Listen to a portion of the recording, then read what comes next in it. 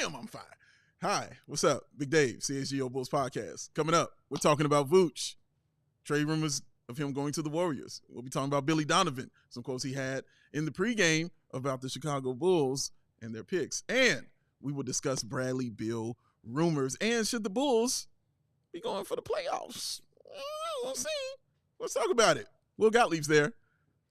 CHGO Bulls podcast on the way. Katie, hit the button.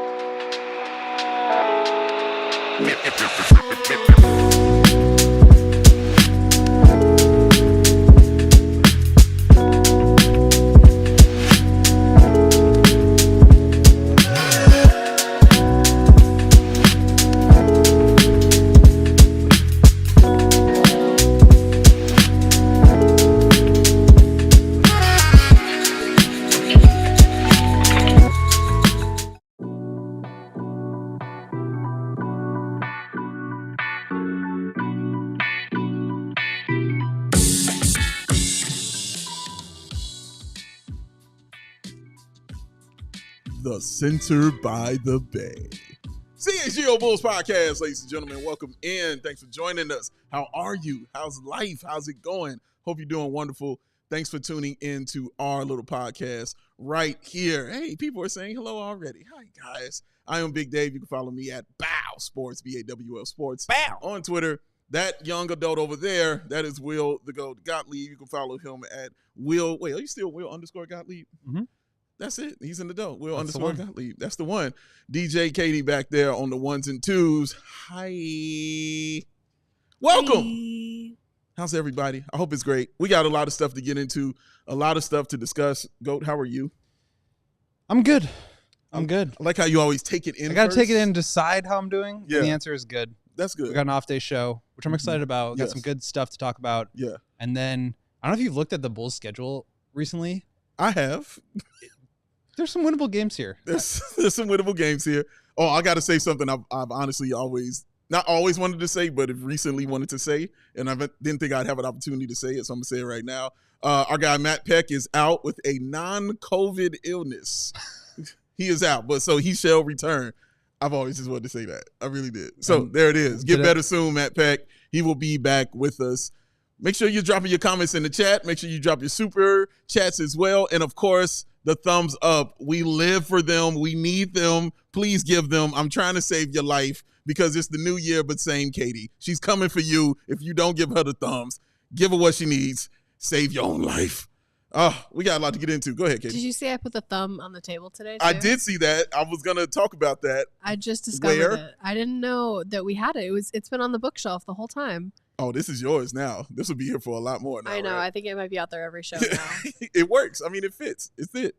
So you see it. There's a thumb. It looks like it's a mold of Will Gottlieb's thumb because it almost looks a little perfect.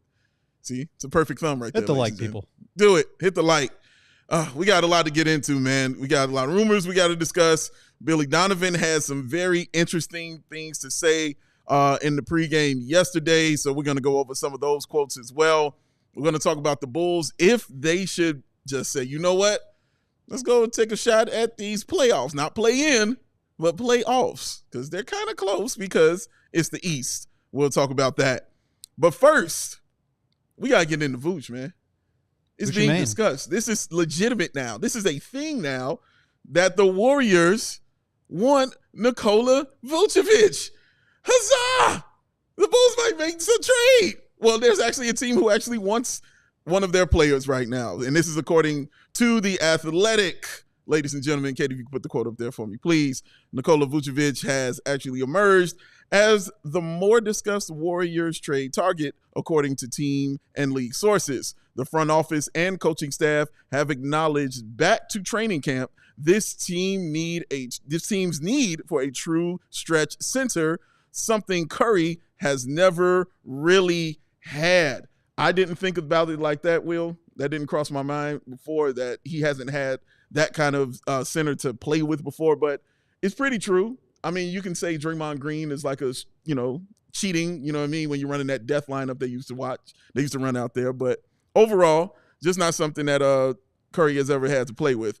There was another quote as well as it goes on. The price tag also matters. Vucevic makes $20 million this season and $21.4 million next season. Shout out to him. The Warriors have several small-scale contracts that could get to his number while sticking below that first apron and not gutting the top end of their rotation. Gary Payton II, shout out to him, is on a $9.1 million expiring contract. Buddy Hield and Kyle Anderson are at $8.7, and Kevin Looney is at $8.8 million flat. So shout out to him. Vooch right now, ladies and gentlemen, averaging 20 points, 10 rebounds, 3 assists, shooting 55% from the field, 42% from the three-point line, and he is definitely, in my opinion, having an all-star season. So I understand the desire to want a guy like that. Will, when you heard this, when it came out, and also shout out to Bleacher Nation, our guy Elias Schuster, who was reporting on this also. When this came out, what were your feelings on this, hearing that the Warriors are legitimately interested in Vooch? I mean, the first thing that you think about when you hear any trade rumor is like, where is it coming from? And this one coming from The Athletic, from Anthony Slater, Marcus Thompson, and Sam Amick, 3 of the best in the Bay Area doing this. So you automatically assume there's like more legs there than if this was just like, you know, Bleacher Report made up trades or whatever. Yeah. So I think that like when you hear any kind of interest in one of the Bulls players, you automatically get a little bit interested and you start to think about like, is this real? Is this not real? And like, I do really think that Vooch would be a great fit there. We've talked a lot about, look, I mean, Vooch is having an incredible shooting season, but we know what his limitations are. And if you are a team that has title aspirations, can you afford to play him in the closing lineup? And if the answer is yes, then great. Maybe you're willing to move an asset. But if not, then why would you be giving up any meaningful draft capital in order to trade for a guy that's going to be on the bench in meaningful minutes? And I think that's like kind of the barrier with a lot of these teams right now for Vooch. He's not making $40 million, but it's not like his $20 million number is low either. So it's a little bit hard to get to. You do have to give up assets, but I think the Warriors fit. I mean, like they said, providing that floor spacing from the center position is huge. I think for Curry, he can also run those post splits and be the facilitator in that. You can space the floor. It allows you to play Kuminga and Draymond together because now you still only have 2 non-shooters. You can't do that with Kevon Looney or Trae Jackson-Davis. But with Vooch, that allows you to space the floor in other ways. So I really like the fit. And then, unlike with other teams, they want to go small ball at the end of games anyway. So they are going to play Draymond. They have that closing lineup in. What they really need is somebody who can help raise the floor. And I think Vooch does that for any team that he would be on. It's just a matter of our team's interested in a floor raiser. And so for the Warriors, I think that really makes sense for them. And I think he would really help them. And I think he'd be a great fit there. So I could totally see it. I do think that it's a little bit more complicated than that, just in terms of getting the right deal in place and how many picks are going back and forth. And is it worth it for the Warriors to send out guys that are valuable? I mean, I think the Bulls would, this is just guessing here. The Bulls would want Gary Payton and Kevon Looney because those guys are expiring. They'd need a center. But that only gets you to like $17 million. So I don't know exactly what the deal would look like. And I don't know if exactly the Warriors would be really aggressive going after him. Ultimately, I think any team in the league would be interested in Vooch for the right price. But it's really a matter of like, are the Bulls really going to part ways with Vooch, considering 1, they are 17-19. 2, they are getting a ton of production out of this guy. And 3, like, are they going to get value back that is worthwhile? And I think that's really the question. Like I said, I think there are plenty of teams around the league that would love to just take Vooch on for free, but the Bulls aren't going to give him away for free. And so the question is like, how much do you think they could actually get for them? And is that a realistic price to pay? Because the Bulls are too close to like being in the playoffs or the play-in right now that I don't think they're going to just give these guys up for nothing. I think you're right. Let me talk about the fit on the Warriors real quick, because I definitely see it. Because Vooch, the great thing about it is he won't have to change his game. And we've seen him when he's had to change his game, when DeMar was here, and you saw the results. He just wasn't comfortable. He was still getting those three-point shots and some things inside, but he just wasn't comfortable. They have no problem allowing him to continue to do what he's been doing, because Curry, I'm sure he would like a rest on offense, and I'm sure Draymond would like a rest as well, and whoever's out, other veterans out there, because teams that win 4 championships understand that kind of value of rest, especially coming down the home stretch when you're trying to get into the playoffs. So getting a guy like that, putting him on your team where he can just, kind of carry them on some nights, I think that's a really good fit. It's also a great fit because of, as you mentioned, the versatility of Vooch. You want it inside, nobody's going to be in there, you know what I'm saying, to be battling him for position on the inside trying to score. It's going to be his world. Only person who will be down there is probably Draymond Green, to just, hit somebody in the face. But that's it. But in the three-point line, that will be open to him as well, because obviously when Curry is going to drive and teams collapse, they're going to need to kick it out to somebody. It's why Draymond Green has had so many wide-open three-point shots this year. I'm sure teams also aren't looking at Draymond as tough and things like that, but it's just that he can get those wide-open looks strictly because teams are going to focus on Steph Curry. I don't care what 40% three-point shooter you got. Everybody's going to be more focused on a guy like Steph Curry. That's just how it is. So Vooch will be able to continue to do what he does best, and that's, ball out inside, and then when you need that pull-up three or you need him to facilitate like he likes to do, all that still works, with a team like Golden State, and he won't have to do it over a ton of minutes because, as Will mentioned, he'll be coming off the bench for this team, and he won't be closing games all the time for them, but he'll definitely be a good fit. For you old school people like me, you remember when the Bulls brought in a guy like Bison Dele when they were trying to win their 5th championship, rest in peace, and you saw the impact that he had on the team, and they brought him in just, in that second half of the season, and he carried, that Bulls front line on several occasions during that run. I kind of see the same thing for Vooch. I guess the only matchup issues he would have would be like Anthony Davis and Joker, and he honestly plays well against both of those guys. Rudy Gobert, we'll see. But I think Vooch could bode well and fit in very well for a team like Golden State, especially when they're not asking him to be the star. You're not asking him to be the second star. You're just asking him to come off the bench and to continue to provide what you've been providing all year. Yeah, I think, you also think about the Warriors being this team that has the ceiling, right? They can, I think, win a title with Steph and Draymond. Yeah. But right now they're 18-17. They're in eighth place now in the Western Conference. They're, a game out of 11th place. So the Kings are heating up. They've won 5 in a row since firing Mike Brown.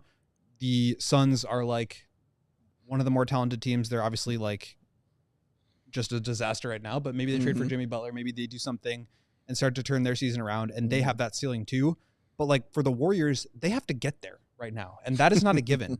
And so I think Vooch is one of those players that can help you get there, but you also don't necessarily need him to be the guy that takes you over the top because you already have that. Yeah, Steph Curry is the ultimate ceiling raiser, but they need somebody who can keep themselves from bottoming out. And I think Vooch does that for them. I think he'd be a great fit. I would love to watch him there.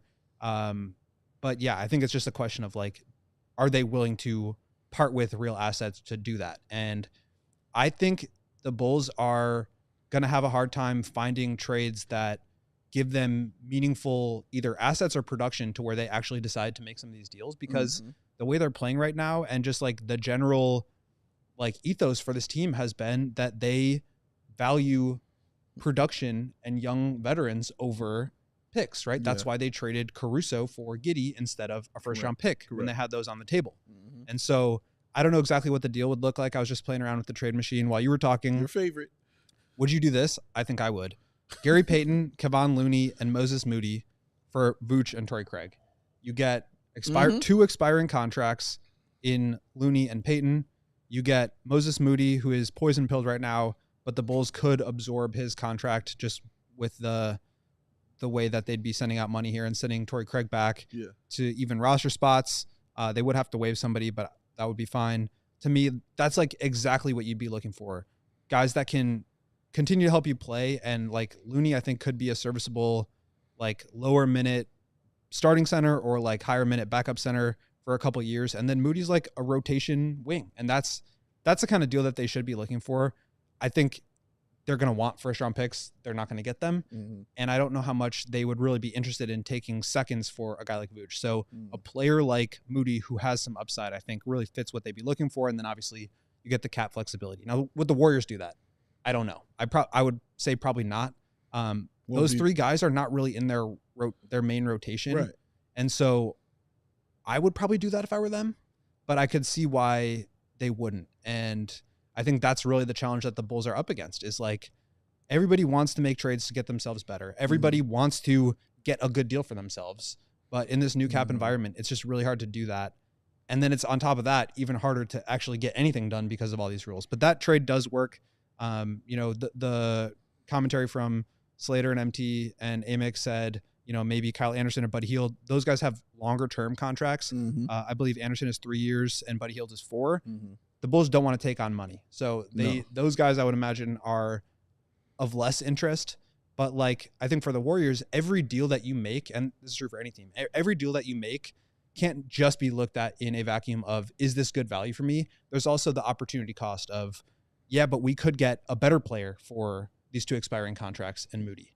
And is that player better or worse than Vooch? And so ultimately, like, if this kind of thing happens, I don't expect the Warriors to be making any deals before the deadline just because they want to get all the information they can. But I do think that this is one of those trades that actually would help both teams. I think the Warriors should definitely do this. Nobody that you're sending out, I think, will be better than what you're getting back, especially if you're trying to win right now. And the Warriors clearly are trying to win right now. So if you're that gung-ho about winning right now, yes, you trade for an all-star and a guy in Torrey Craig who is a valuable asset, a valuable veteran. That is another guy who will fit in anywhere on any team that he goes to.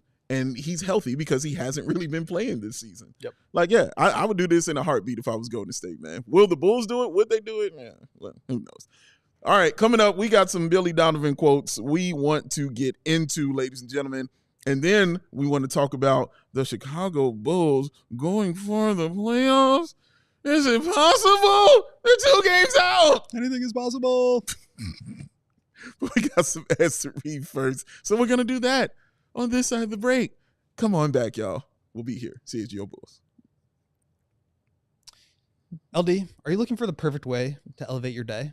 Every day of my life, Will. Every day of your life. And that's why you need to be looking at Verilife Dispensary. They have everything you need from premium cannabis products to expert advice. Whether you're new to cannabis or a connoisseur, their knowledgeable bud tenders, that's right, bud tenders, You heard them, are there to help you. With 8 convenient locations across Illinois, discovering your perfect experience has never been easier.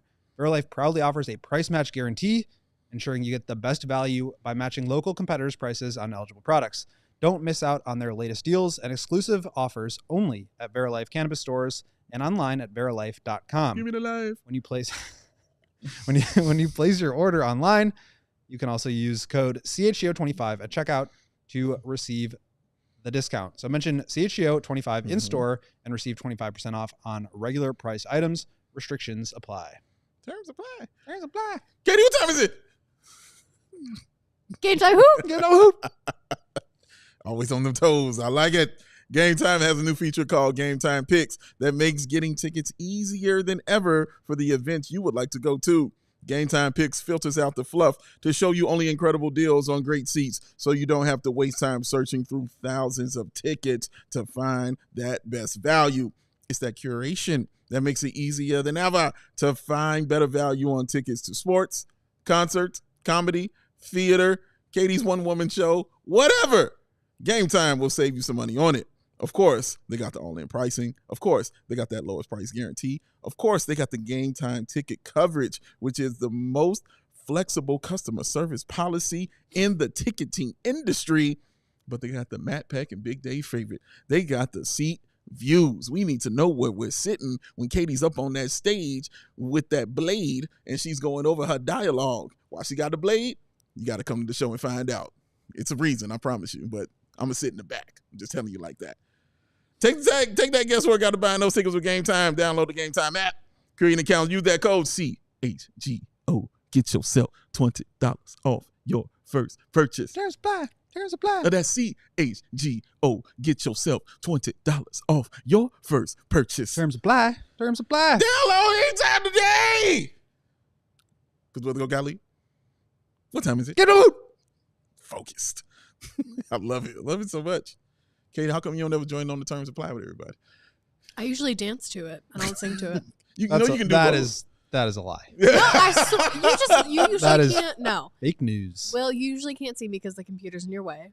But most of the time I'm back here going terms, giving a little finger guns to it. Wait, that?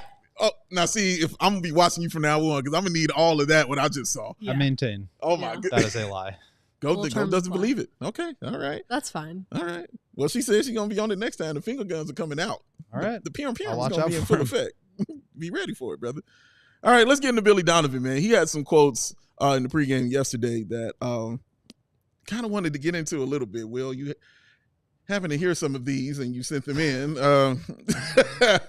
They were something. And I was very interested in what you thought about them. And because I know I had a thought or two.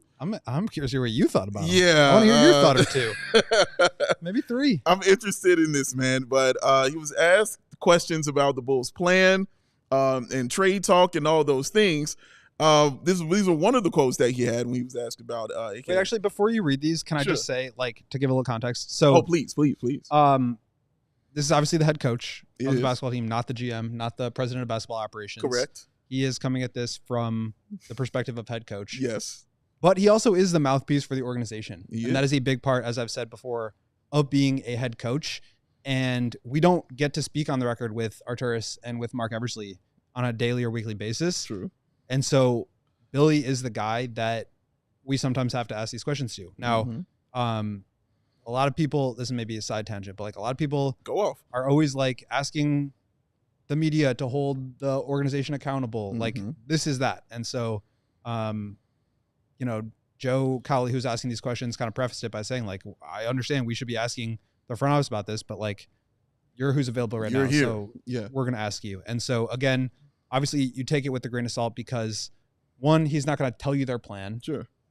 as not only as the coach instead of the GM, but also a month before the trade deadline. He's just not going to have all that information. I think the Mhm. Bulls front office does a good job of looping him in where necessary, but I don't think Billy is involved or in charge of any roster decision. So keep that in mind with these quotes. I can see some of Matt's hair on the floor still from having ripped it out last night after watching some of these or listening to these, but you do have to take that with a grain of salt. All right. Well, a grain of salt that will be taken with, ladies and gentlemen. As he said, Joe Cowley was asking questions basically about the plan of the team and knowing about 1 the month out first from the round deadline. pick. Yes, 1 month out of the deadline, knowing that first round pick we think they should be holding on to, but how do they feel? What kind of feedback is he getting from the front office, to maybe, chill out a little bit? And these are some quotes from Billy. That's the one thing I really respect. And I'll say to you guys that there have been conversations with ownership and there have been conversations with the front office that I've been a part of.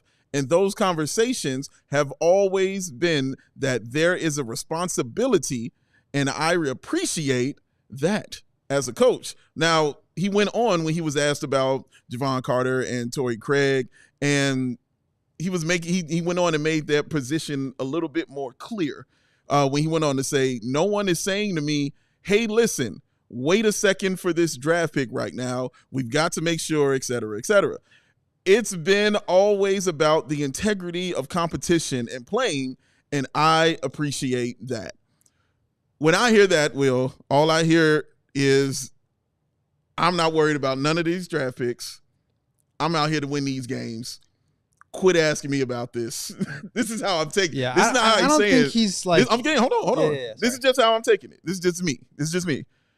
I'm out here to coach. I'm worried about the guys that are out here on the floor.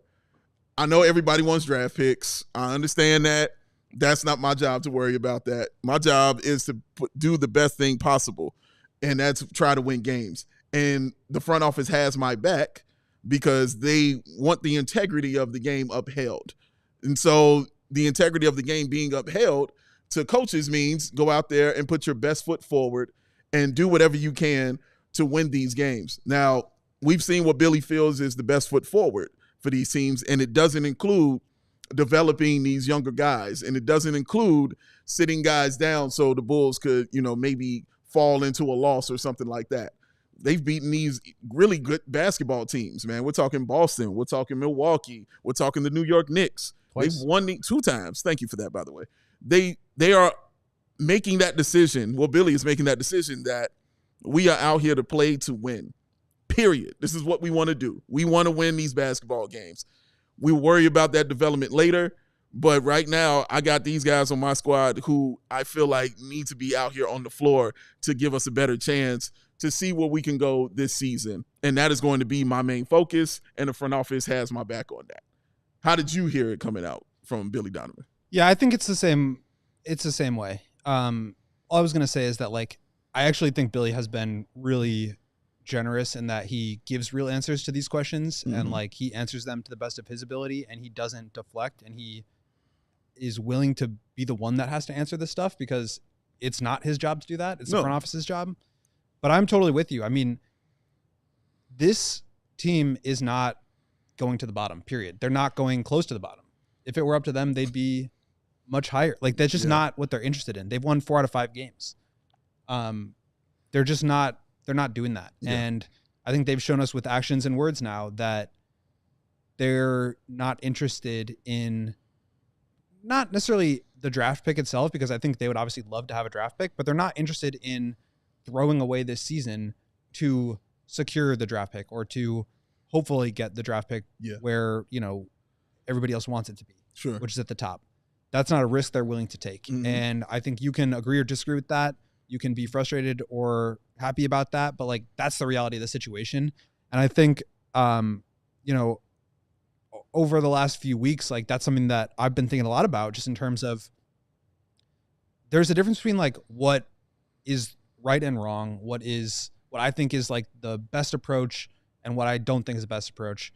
And like, I'm going to have that opinion regardless, but like, when we're evaluating these things and also thinking about what they should do and what they might do, it's like, you also have to consider what they've said and what their approach is and what they've proven that they will and won't do. And what they won't do is just bottom out. They're not doing that. And so I think that ship has sailed. I wrote that a couple of weeks ago. We've been talking about it for the last couple of weeks. Like, they're just not doing that. And so I think you have to start to come up with other solutions, because that's just not in the cards. And I think Billy Donovan has been very clear in that. And again, that's why I say grain of salt. Like, of course a coach is going to say that, but when the team is winning games, when he's also saying that like his job is not to give modest 25 minutes a night, when he's, you know, not necessarily playing the younger players with upside as much, like, everything that this organization is doing right now is showing you that keeping the top 10 pick or getting in the bottom 5 so that they can get a top 5 pick, that's not as important. And like, again, I don't agree with that. I don't think that's the right approach. Right. And I don't think like having integrity gets you any extra lottery balls. Like, it just doesn't work that way. But that is what it is. And that's just, in my opinion, that's how you end up stuck in the middle. I'll tell you what also scares me going forward, Will, is again, this is me talking. For me, it sounds like I have no interest in developing these young guys at all. And if they aren't ready to play to a level where I can put them in there on a consistent basis and allow them to contribute to this team and try to help us win, then I'm not really concerned about giving them minutes just to get out there and run around. That scares me, because guys have to be developed to be better and to be good. Everybody's not going to walk in here like Ayo walked in here.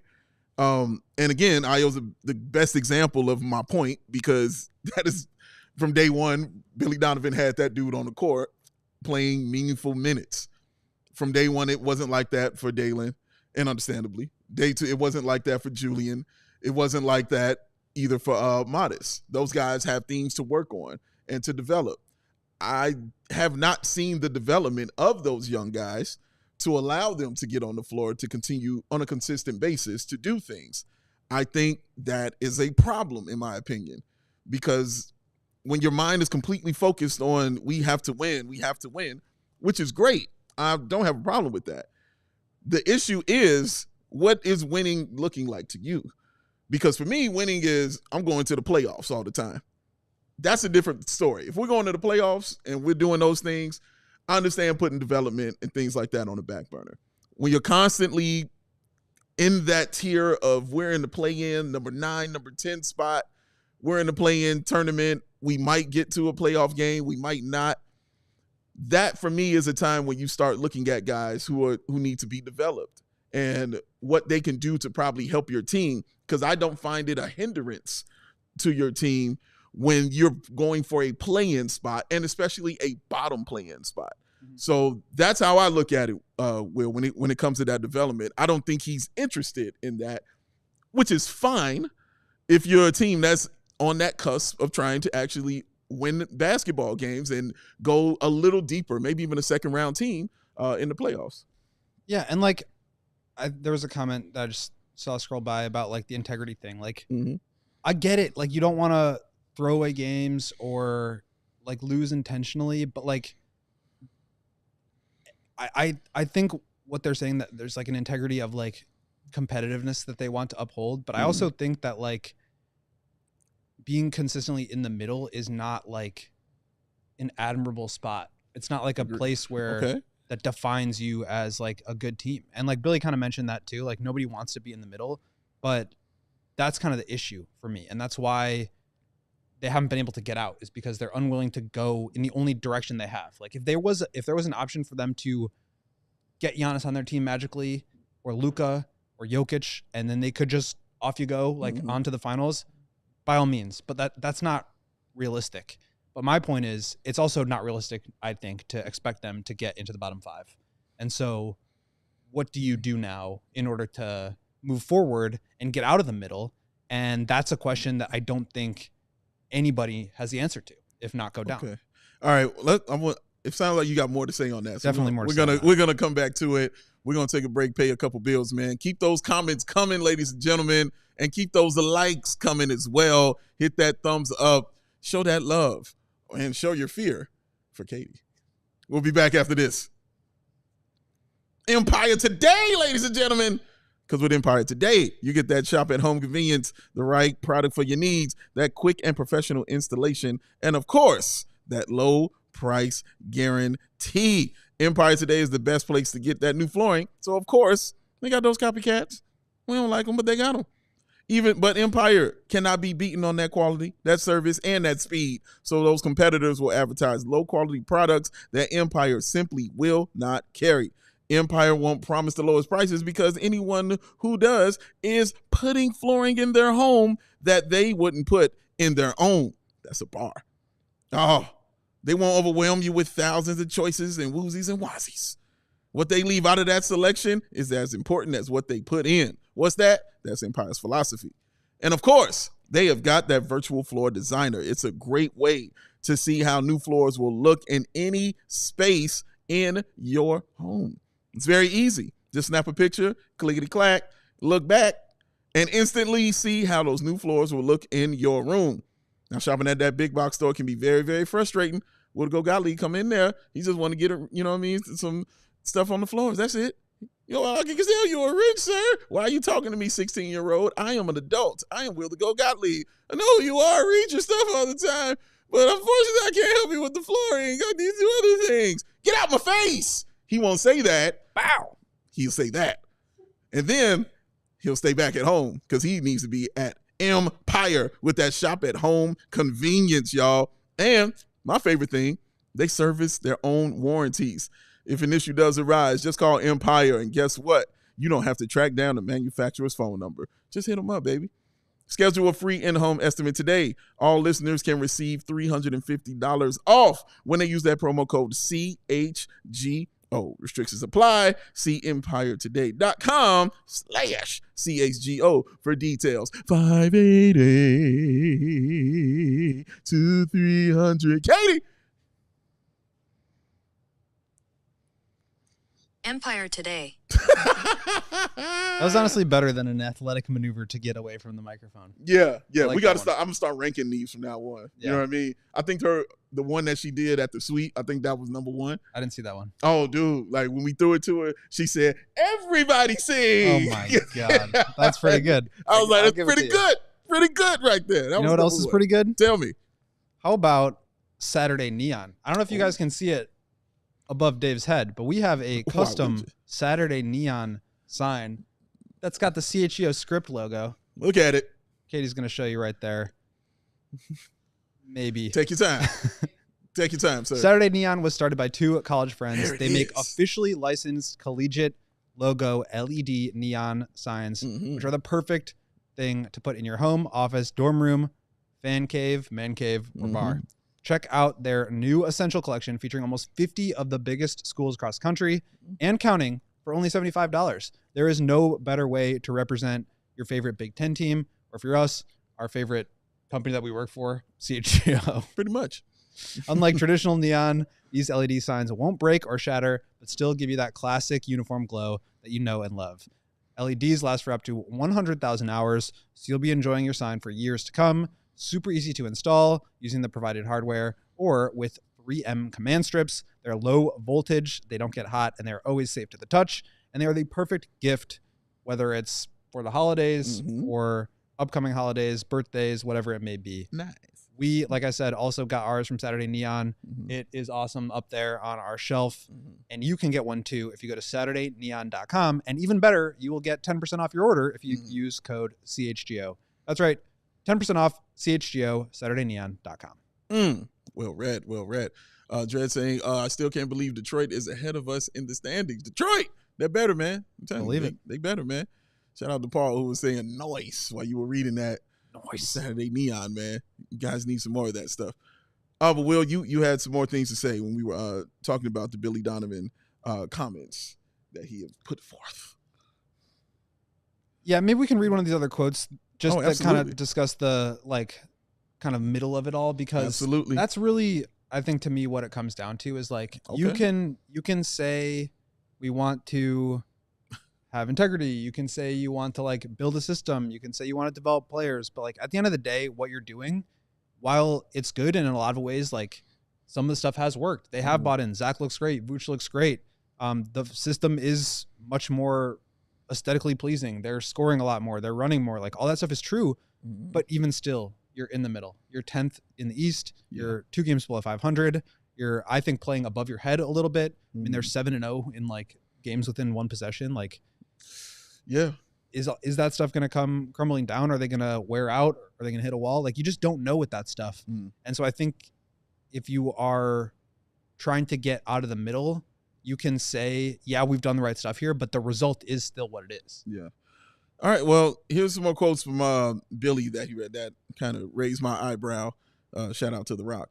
Hope y'all watched Raw yesterday on Netflix, because I damn sure did. Wow. Amazing. Yo, the question was asked, do you think they understand the plan of how to get Never better? understood. Is there an actual plan with this organization? And Billy's reply was, I do.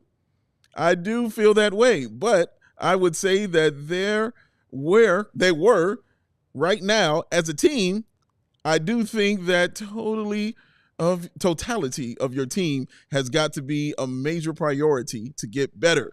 You have 10 guys.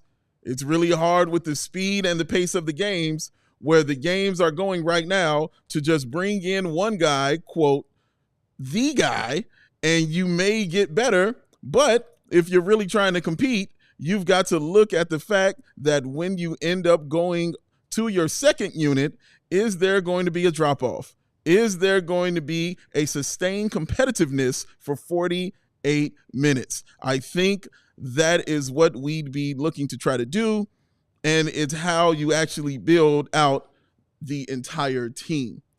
So, again, that scares me. Yeah, that to me, that scares was the most, I don't know if damning is the right word, but to me that was the one where it's okay, you can say you don't want to get the pick. You can say you don't care about development. I'm paraphrasing, obviously. Yeah, of course. But when you're basically saying it's about the team and it's about playing 10 deep and it's about the pace of the game and it's about being competitive for 48 minutes. And so we don't need a number one guy because we're able to do that. Exactly. And again, it's yes, you are competitive. You are running. You are shooting threes. All that stuff is true. You're still below 500. So you can argue that that stuff is good, but at a certain point, that argument falls flat because it's not producing wins at a high level. And I don't think anybody is sitting here saying we want to be number 10. We're number 10. We're number 10. Like, and if that's what you're chanting, then we've got a problem there, we because got a huge one. there's a disconnect between what you say when you get on the podium and say we want to bring a championship back to Chicago, and this. Those are completely opposite things. Yeah. For me, it's like saying, well, if we get quote unquote the guy, then what's it gonna help? That's how I heard it. And then when he was like, well, what about the second unit? Because then you've already told me that even if you get the guy, you're not playing him. You putting him, he's coming off the bench immediately. All that stuff scares me, man, because it feels like you're just not looking at it. And again, you're playing with what you have, and you have a love for the guys that you have. And you're a players coach. Billy's always been that players coach, man. So I'm sure he has a loyalty to those guys. And it's like, I'm going to do whatever I can to put you guys in the best position for not only the Bulls to succeed, but for you guys to shine, which is great. That's awesome. But it feels like you have to have at least 5 years on you for him to get you to that point. And it's scary when a guy like that says this stuff. And again, he's the coach. He's not making these decisions. He won't be the one making the decisions, though. That's on the front office to decide if the Bulls are going to, make this move to actually bottom out and get this top 10 pick. But hearing that from Billy, it was just really, like as you said, Will, damning is the word you use. It just really scared me hearing him say it like that, because that for me was like, even if I do get this guy, you still have no desire to develop him and no desire to put him on the floor unless he's ready-made. And I'm sure this is one of yours, which is why you want the guy as far as the top 3 guy is concerned, because those guys are usually ready-made to get on the floor and get the kinks out, but they're usually ready-made to play right away. But hearing him say that just really just threw me for a loop, as the youth would say. And I do think he is, like, obviously speaking as a coach here. Sure. But he's also, I think, speaking for the organization. And I get that it's harder to worry about developing and like getting guys minutes, like Modest, for example, when you're also trying to win games.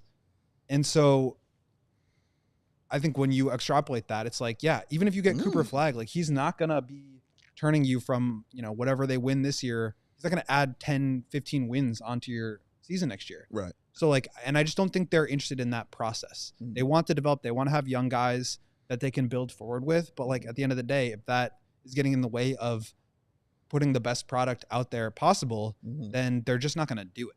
And I mean, I think my stance on that is pretty well documented at this point. But I think, to me, like, the thing is, and then the final quote we can just touch on real quick. Sure. The final quote Billy had, which kind of just adds to this. The other thing too is what if you say, let's just go get the pick. Let's just go get the pick. Well, how do you know the pick is going to be any good? You look at a lot of teams right now, and there are a lot of guys that were really, really hyped up draft picks that maybe aren't in the league. A lot of times, you don't know what you're getting in the draft. Patrick Williams. So, Will, for me, that just brought it home. You know what I'm saying? For like, dude, I don't care about none of that. Did you feel the same way hearing that?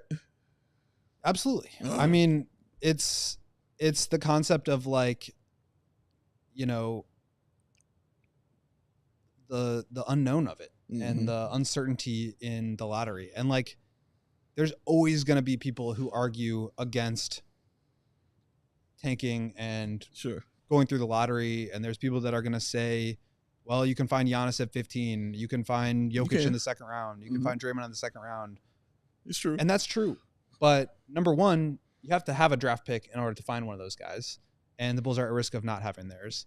And number two, like, statistically speaking, it's just wrong to say that like stars are not at the top of the draft. They are. That's just the fact of the matter. That's a fact. There's always going to be busts. There's always going to be guys that don't pan out. Right. But at the end of the day, like, statistically speaking, if you are trying to find a star in the draft, you're more likely to do that at the top than anywhere else. Sure. And so if you want to find that guy in the draft, you got to be at the bottom. I don't think that the Bulls are – I think they'd be happy if they moved up into the draft and they were able to get that guy, but they're not going to spend a whole season tanking to be able to put themselves in that position. Yeah. And so I think really what this is very similar to like the 2006, 2007 Bulls, where you have Ben Gordon and Kirk Heinrich and Noach and Luol, and you have this core of guys, but ultimately you're trying to just get lucky. And you're going to hang around in the middle and you're going to be competitive, but like you're just going to hope that one year you get lucky to get the star, because that's what it comes down to. And like, I do think that this idea that you need to have more depth, you can't just be 3 stars and a bunch of minimums. I do think there's merit to that, but you also need to have good players on your team. And like, you have to have a star player. Yeah. And so, yeah, I just don't think that they're willing to invest in draft picks. And so in that sense, and so for me, it's like, okay, so then what? Like, what do you do then? Because you want to stay competitive. You aren't playing your young guys. You don't seem to value draft picks maybe as much as some of these other teams. Like, maybe you should be trading that stuff to get veteran players or younger veteran players that can help you win now that fit your timeline. And that's why when we talked about Zion, like, to me, that makes total sense. Yeah. Would you want an upgraded power forward who's athletic, who can get to the rim and put pressure on the rim, who fits in with your offensive style, that can create open threes for guys? Like, if he's gettable right now, turn Patrick Williams and Modest into Zion. And like, at least you will have a guy who could potentially be a star, who you know is a known quantity, who's young, has the injury protections in his contract. Yeah. Again, I'm not saying I would do that. I'm not saying I think that's the best path forward. I don't. But it's so much better to me than let's not do anything because we can't find the perfect move. And I think ultimately that paralysis is where they've been the last 4 years. Yeah. That's why they didn't make any moves at the last 3 deadlines, and why I don't really expect them to do anything at this deadline, because there's not an obvious win. And if there's not, it just doesn't seem like they're going to do anything. And so I think you have to be willing to get creative and find other avenues. And I feel like going after, you know, a Zion or a LaMelo Ball, young players like that who have shown star upside, who maybe are, whose value is maybe a little bit diminished right now because for one reason or another, who knows? But like, if other teams are really valuing draft picks right now, there are no first round picks on the market. Like, I'd be very surprised if we see any, maybe like a protected first goes for Cam Johnson or something. There's not going to be any like multiple first round pick deals. But if you're willing to be that team that sends multiple firsts, or Modest is the equivalent of like a lottery pick right now, could you send him and a first and salary filler to get a guy? Like, that's probably winning a lot of bids right now because there's so few real offers like that on the table. And it's got to be for the right guy. Like, I would not do it for Brandon Ingram. I wouldn't do it for Jimmy Butler. What? But like, it's your boy.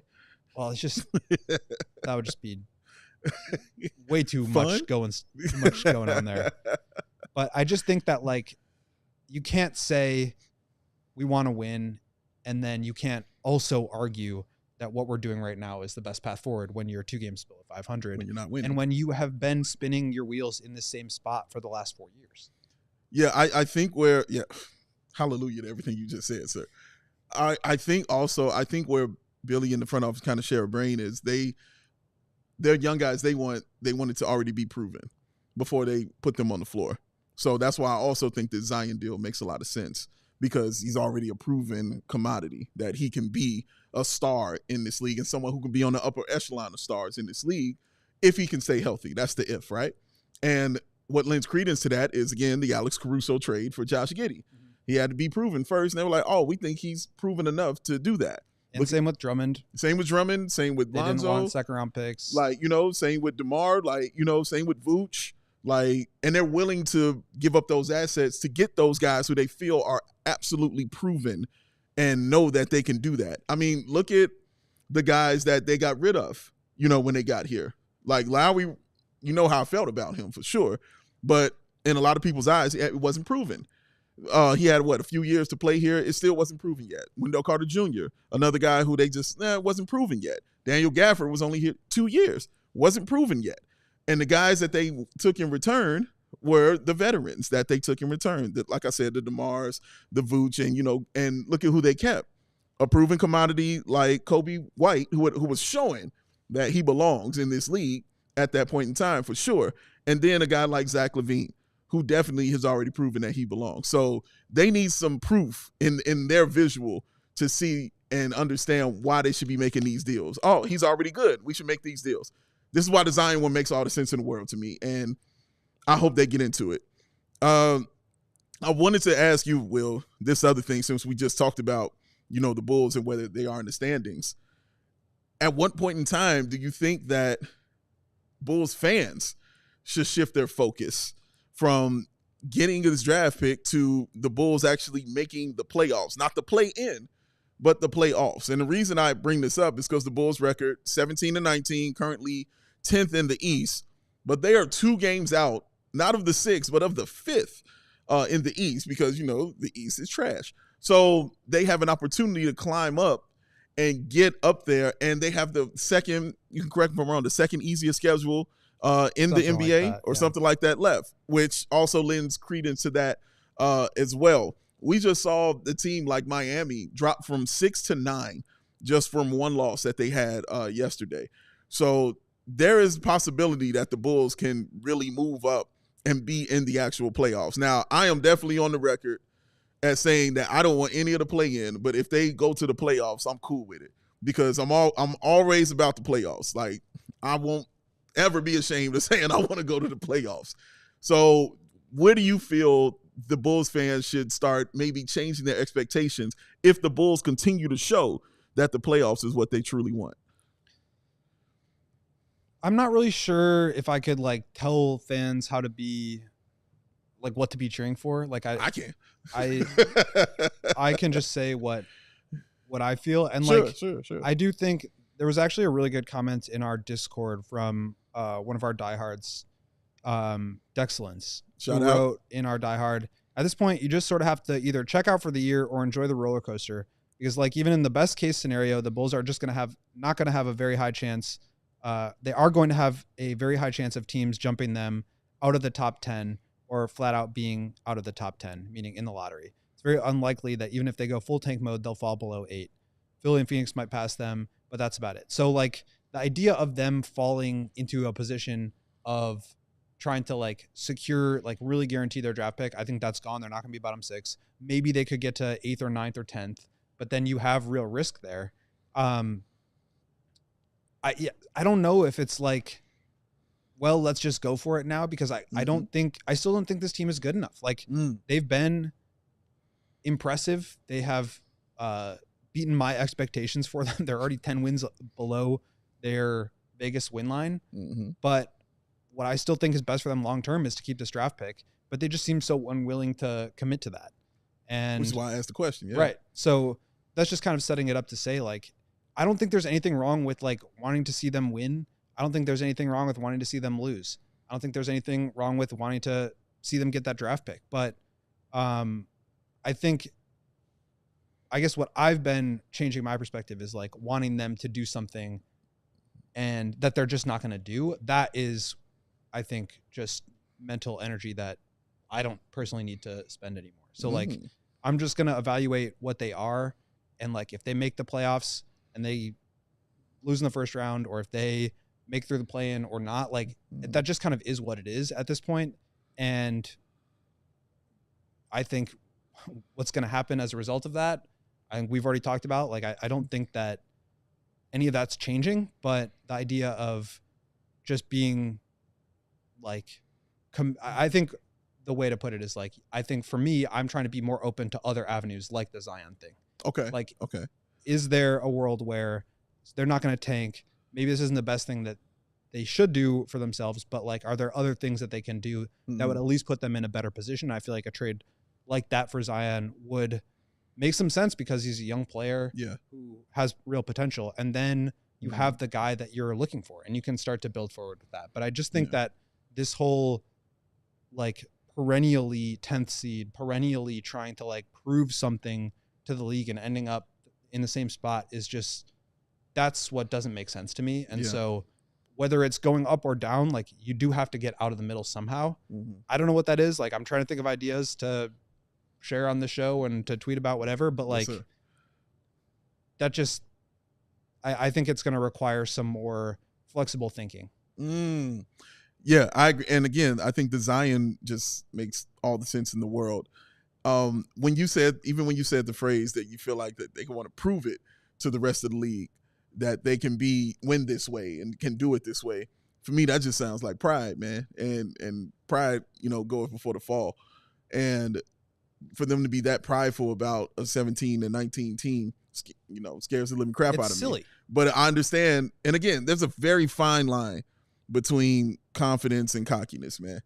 And sometimes it feels like they lean towards that cockiness side, but you haven't earned anything to be cocky about. So you can be confident when you're on the floor. That's how you should be. You can be confident walking into the boardroom. That's how you should be. But when that cockiness is the reason why you won't make certain changes, when it's showing you that, hey, man, this isn't working this way. How about you try something else? When you're letting that cockiness be like, nah, I think we can go out here and prove that we can do this. Then it scares me. You know what I mean? I've used that word a lot today on this show because there's a real, for real, genuine fear that I have, with this team and, and how they're moving. Again, they get a 5th seed and they able to do that. What that tells me is everybody's here, first of all. They've kept everybody and they've made no changes at all. They're keeping the same team. If they get to that 5th seed, I would be very proud of the guys and their ability to do that when I damn sure didn't see it coming at all. So I'll be happy for guys like Ayo. I'll be happy for Kobe. I'll be happy for, just the whole team to be able to, do that, even though it's the East, even though it's lower tier, because it's the East. Nobody had the Bulls, even as a lower tier team, jumping up to get that 5th seed.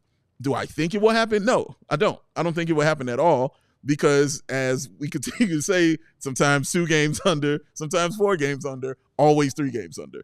So I don't think that will change. The time, I would say, is February 6th. I think that's the time. If February 6th, the trade deadline is come and gone, and they haven't done anything, that's the time I think the Bulls fans should decide to shift their thinking or, if they want to just stay with, what it is. Yeah, I mean, you're going to be, like I've kind of said, you're going to be hoping for lottery luck anyway. And you're just going to have less mathematical, probability of moving up depending on where you finish. That's just the reality of the situation. But for me, it's you got to be a top 4 seed. I think being a 6th seed is pretty much the same as being a 7th seed. Mm-hmm. I know you're getting in and you're guaranteed, but to me, you're not a threat to make the second round. And I think that's the minimum that you should be going for is getting to the second round. And frankly, I think that's even lowering the bar. I think this team should be aspiring for championships or conference finals at the very least. But yes. Yeah, I think just wanting to be the 6th seed or the 8th seed every year or the 10th seed every year is just not it. I agree, which is why I keep saying 5 and never 6. That's going to do it for our guys at Watching on the Fast Channel. If you want to continue this conversation, we're going to continue this conversation. But that's it for y'all on Fast. Come back tomorrow. We'll be here. Go to allchgo.com if you want to continue the conversation. See? Her. But, and that's why I continue, like I said, that's why I'm making a point not to say 6. Yeah. And continue to say 5. Because I feel that same way that you do about a 6 seed. I didn't feel that way walking into the season. I said, if they make a 6 seed, I'm going to be ecstatic. But now I'm watching these teams, and I'm like, no, you're going to have to be 5. You know what I mean? If you want it to be for real. Because if you're telling me the top 4 is where it's at, then 5 for me is okay, that's the bar. At the end of the day, if you are the 5th or 6th seed in the East, you're still in the middle. Yes. Right? You're not a top 10 team in the league. It's true. That's true. You are. And especially in the East, it's more that way than anything. For sure. And it's different if we're talking about a Western Conference team. It just is. And y'all should definitely know that that's the truth. Ant, who's been making me laugh all day long, man, says, you have to build towards the finals. Let's make the playoffs first. We have the tools to get there now. You do, but the tool is those all-in-one tools. Well, you know what I mean? That has a screwdriver, a knife, a pen, and all this other stuff. It's not a toolbox. You know what I mean? You're getting there with a pocket knife. You're getting there with a pocket knife, bro. That's not going to cut it. That's not going to do it. Go ahead, Katie. And can I be fully blunt here? We have the tools to get here now because the rest of the East is crap. That's why I said that's what I'm talking about. We have the tools to get there now. Like, sure, your tool is like a hammer or whatever, but you're working with wood that's been laying out in the rain for like 4 months. You know what I mean? Like, the East is so crap. That's the only reason that we look good right now. That is the only reason that we're in playoff standings right now. So, like, sure, we have the tools to get there this year in this exact moment because I don't know, I can't think of a good, like, tool analogy, but, like, the project that you're working on is so easy that your janky old tools from your neighbor's backyard are working for it. But in a normal year, no, you don't have the tools. Yes, correct. Well, I think even a step beyond that, it's like the tools that you're using right now, and I don't want to like dismiss the game that Kobe had last night. He was great, but it's like it's amazing. Zach and Vooch are driving this thing. Lonzo is driving this thing. Without those guys, like they are probably a 6-7 win team right now. And we already know that they're not part of the future. So if you're only building for the present and the best you can do is the 10th seed, like you have to reassess that because you're just in the lower middle class. Like that's just where you're gonna be. And like they've already not committed, but like they've made it very clear to the league that like those three guys are the ones that are on the table. So if all of your success is being driven by the veterans who you want to move and you're still the 10th seed, like you got to reassess. Yeah, I agree. Like and again, you're a 10th seed in the East. That's a whole different monster to being a 10th seed in the West. And it scares me, man. And again, my word of the day scares me because that's what's going on with this team right now. But again, if the Bulls pull it together and they say, hey, we're going to be a 5th seed, you're going to see me rooting for them in the playoffs. But I also doing think all those things like that. That mentality is what has kept them there, right? Okay. They've kept never them mediocre. kept them from bottoming out, selling guys off. In addition to obviously there not being a real market for guys. But if you are 2 games below the 6th seed or whatever, 3, 5, whatever, and you have that right in front of you and you feel like you're playing well, and you feel like the carrot's right there, then you're never going to bottom out because you're always chasing that. Correct. And if you're still not good enough, that's where you are. So I do think, like, kind of going back on what I said before about, like, is it better to root for the playoffs at a certain point? Like, that's the risk associated there, right? Is if we're just out of arm's reach from the playoffs and that's all you can see is how close it was, you're never going to do what is necessary to build yourself into a real team. I agree. And I think that's the risk there. And that's probably why they are where they are. Yeah. But still a beautiful day. Guess what? Bulls play tomorrow. Guess what? We're going to be watching it. And guess what? We're going to be doing pre and post right from here in these chairs, man. Thank y'all for joining us. Thank y'all for hanging out with us. Katie's looking at me. She got something to say. Yeah, one last thing before we get out of here today. Just a one-word answer. Bradley Beal, Bulls? Bradley Beal, Bulls. One word. No. Okay, great. Thank you. We might get into that a little bit more as the days go on. But, yeah, no. I don't see that. I don't know. Oh, my God. I almost went on a tangent. I'm going to chill. I'm going to be happy. Enjoy the rest of your evening. Thank y'all for spending some of it with us. Hope you enjoy it as well. Much love to y'all. Thank you for all the people in the comments. Thank you for all the thumbs. You're welcome to give some more. On behalf of DJ Katie back there on the 1s and 2s, Will the Goat Gottlieb, or Will the Gottlieb, as he's known in these circles, at Will_Gottlieb. I am Big Dave at BAWL Sports. Bam. We'll see y'all tomorrow, yo. Peace, love. We